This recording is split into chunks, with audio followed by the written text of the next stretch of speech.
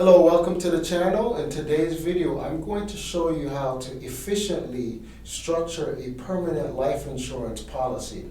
This way you're having fast cash value growth as well as minimum cost for your policy, okay? So let's take, for example, a 30-year-old. We're gonna say a 30-year-old male, okay? This 30-year-old male wants to get $500,000 of coverage now, death benefit.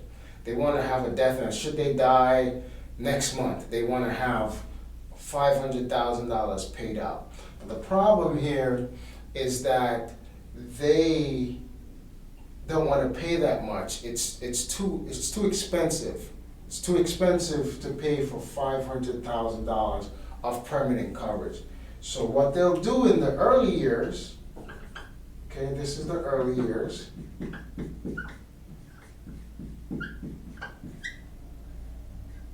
Okay, and the early years is when they're starting at the beginning of the policy. What they'll do is they'll get $100,000 of permanent coverage. Okay, permanent.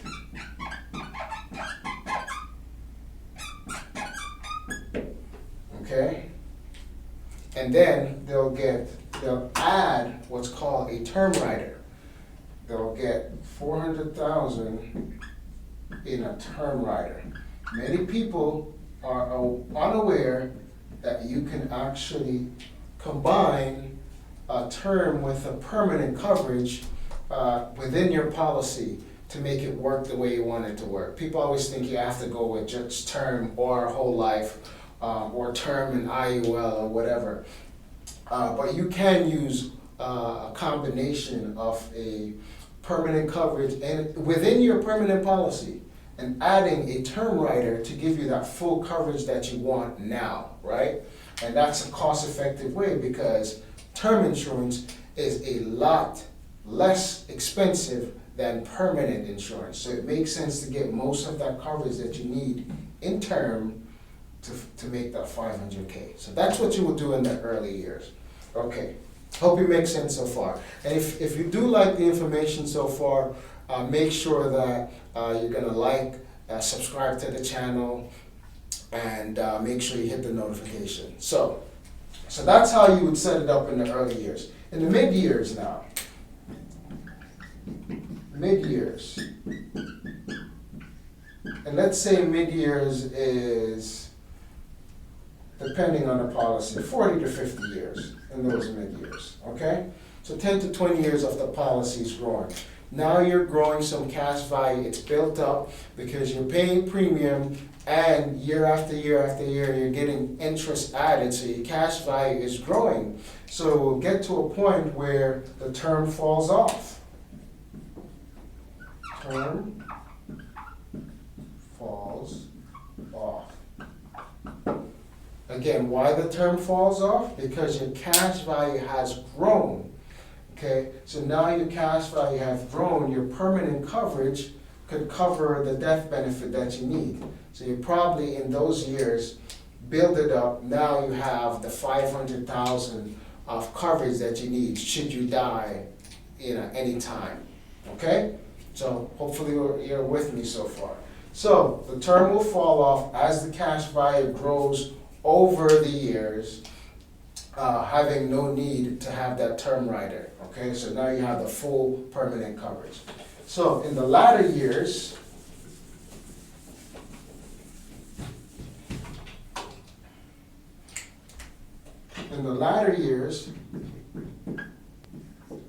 and let's call that 65 plus, okay? Your policy has grown so much now, and your death benefit is going to grow with it.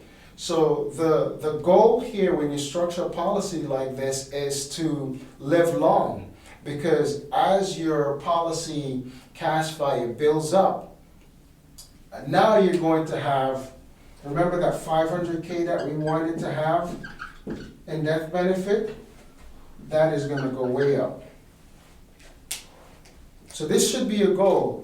Your goal is to live as long as possible. You want to protect yourself just in case something happened. And by the way, you could have had two separate policies if you wanted to do it that way. Have a permanent policy for $100,000 and get a separate term policy for $400,000. This way you have a total of $500,000. Should something happen, I'm good. But you can put it in one policy by adding a term rider if you want, just like I've showed you here.